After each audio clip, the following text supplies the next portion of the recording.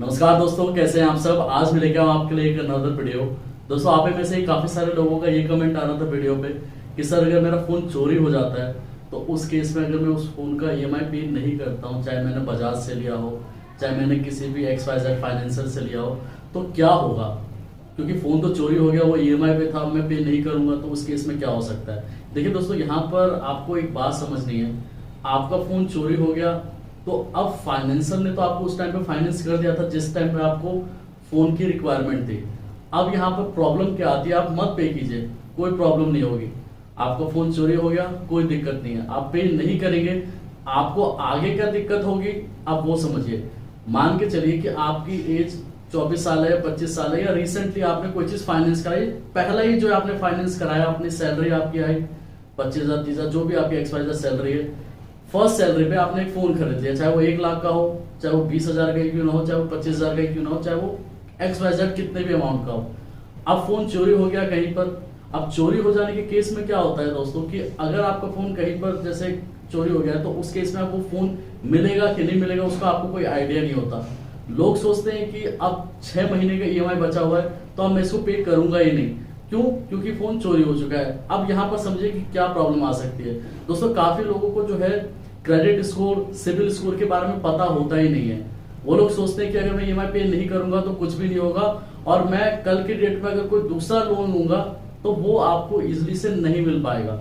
मतलब आपकी एक छोटी सी गलती की वजह से, जिसका ईएमआई मान के चलिए कि आपका 2,000 रुपए मंथली जा रहा था या 3,000 रुपए मंथली जा रहा था, अगर आपका ईएमआई इतना कम जा रहा है, अगर आप उसको आज पे नहीं करेंगे, आगे आने वाले 2 साल के बाद जब आपको पर्सनल लोन की रिक्वायरमेंट होगी, जब आपको होम लोन की रिक्वायरमेंट होगी, जब आपको कार लोन की रिक्वायरमेंट होगी, तो उस टाइम पे वो 2,000 रुपए आपका नहीं भरा गया जो अमाउंट था, मंथली ईएमआई जो आपकी थी, वो आपको 2 साल के बाद प्रॉब्लम क्रिएट करेगा।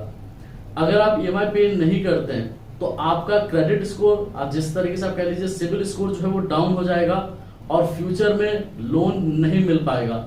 अब जैसे मान के चलिए कि मेरा एक क्रेडिट स्कोर है, ये मेरा जो क्रेडिट स्कोर आपको यहाँ पर दिखा रहा है अच्छे कंडीशन में है, कोई भी बैंक जो है लोन मेरे को इजिली दे देगा क्योंकि मेरा पिछले का जो ट्रैक रिकॉर्ड है वो काफी अच्छा है। अब मैंने फर्स्ट टाइम फोन ही परचेज किया, अपनी सैलरी क्रेडिट हुई, मैंने फोन परचेज किया, अपने पेरेंट्स को दे दिया या मैंने खुद ही परचेज किया।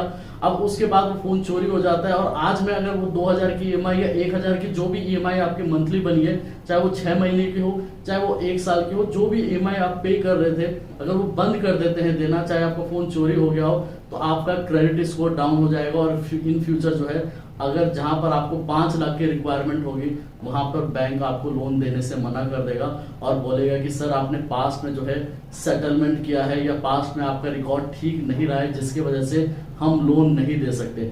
अब आप ये सोचिए दोस्तों कि कहां पर मैं 2,000 का ईएमआई पे कर देता तो मेरे को लोन मिल जाता, लेकिन अब मेरे को लोन नहीं मिल पाएगा। क्यों? क्योंकि वो जो 2,000 रुपए का ईएमआई मेरे फोन का जा रहा था, जो चोरी हो चुका था, जिसका ईएमआई में पे नहीं कर रहा था, आज वो मेरे को परेशान कर रहा है, मेरे को लोन लेने से रोक रहा है। ना कार लोन मिल पा रहा है, ना होम लोन मिल पा रहा है, ना ही किसी भी तरीके का लोन मिल पा रहा है, क्योंकि मेरे क्रेडिट स्कोर में एक नेगेटिव एंट्री आ गई जिसकी वजह से बैंक लोन रिजेक्ट पे रिजेक्ट किया जा रहा है। अब आप लोग क्या करेंगे, हमारे जैसे किसी का वीडियो देखेंगे कि क्रेडिट स्कोर कैसे इंप्रूव करें, एक दिन में सिविल स्कोर कैसे इंप्रूव होगा, या क्या करना पड़ेगा कि क्रेडिट स्कोर बढ़ जाए, तो इसी तरीके का आप सर्च करते रहेंगे यूट्यूब पे आने वाले टाइम पे। अभी जब तक आप लोन नहीं ले रहे हैं, आपने पास में सेटलमेंट करा ले, तब तक कोई दिक्कत नहीं है। लेकिन 3 साल बाद, 4 साल बाद, 5 साल बाद, 10 साल बाद, 8 साल बाद अगर लोन की रिक्वायरमेंट पड़ेगी आपको, तब जो है वो आपने जो आज से 5 साल पहले या 6 साल पहले जो गलती की थी, वो गलती आपको उस टाइम बैंक आपको दिखाएगी। देखिए आपका क्रेडिट स्कोर बहुत डाउन है, आपने पास में सेटलमेंट करा रखा है, आपने टाइमली पेमेंट नहीं किया, आपने जो है वहां पर 600 दिन का डिले किया है या 1 साल का, मतलब जो भी XYZ जो डेज होता है, कितना दिन आपने डिले किया, वो सारी आपके क्रेडिट स्कोर में जो है रिपोर्टेड होती चली जाती है। जैसे आप यहाँ पर देख सकते हैं, जैसे 192 डेज डिले हुआ है, 62 डेज, 63 डेज, इस तरीके का जो है डिले आपके क्रेडिट स्कोर पे चलता चला जाएगा। लेकिन प्रॉब्लम आपको बाद में होगी। फोन चोरी हो गया, देखिए फाइनेंसर की इसमें कोई गलती नहीं है, हमारी गलती हो सकती है कि हमारे वजह से जो है वो फोन चोरी हो गया। अब फोन चोरी हो गया तो उस केस में फाइनेंसर को ईएमआई पे कर देनी ही चाहिए, क्योंकि इन फ्यूचर आपको और भी लोन की रिक्वायरमेंट पड़ सकती है। क्या पता आप दूसरा फोन फाइनेंस कराने जाए तो उस टाइम पे वही फोन फाइनेंस नहीं करा पाएंगे, क्योंकि पास में आपने सेटलमेंट करा लिया, पास में जो है आपने लोन का टाइमली पेमेंट नहीं किया। काफी बार ऐसा भी हुआ है, क्योंकि मैं यूट्यूब पे वीडियो बनाता रहता हूँ। कोई कह रहा है कि सर मैंने एसी खरीदा था अपनी गर्मी में, अब एसी जो है सही से कूलिंग नहीं कर रहा है या काम नहीं कर रहा, प्रॉब्लम आ रही है, तो अब उसका जो है मैं ईएमआई पे नहीं करता हूँ तो क्या होगा? क्या मेरा जो है एसी वो उतार के लेके चले जाएंगे? देखिए कोई एसी आपको उतार के लेके नहीं जाएगा, वो वहीं का वहीं टंगा रहेगा। लेकिन आप ये सोचिए दोस्तों कि इसमें फाइनेंसर की क्या गलती है? अब वो एसी कूलिंग नहीं कर रहा तो आप उस कंपनी से बात कीजिए।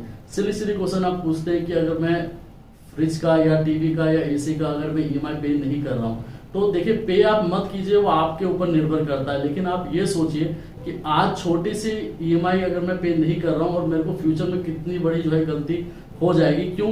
क्योंकि आज जो मैं 2000 1000 की जो ईएमआई जा रही है, 3000 की ईएमआई जा रही है, 6 महीने के लिए ली हुई है, अगर मैं उसको पे नहीं करता हूं तो जिस टाइम पे एजुकेशनल लोन की जरूरत पड़ेगी, जिस टाइम पे कोई बड़ा काम आप करने जाएंगे जहां पर आपको बैंक की रिक्वायरमेंट पड़ेगी, लोन पर्सनल लोन की या कोई भी क्रेडिट कार्ड की, तब बैंक आपको आईना दिखाएगी, तब आपको प्रॉब्लम फेस करना पड़ेगा। देन जो है बैंक आपको बोलेगी कि देख लीजिए आपने क्या क्या था।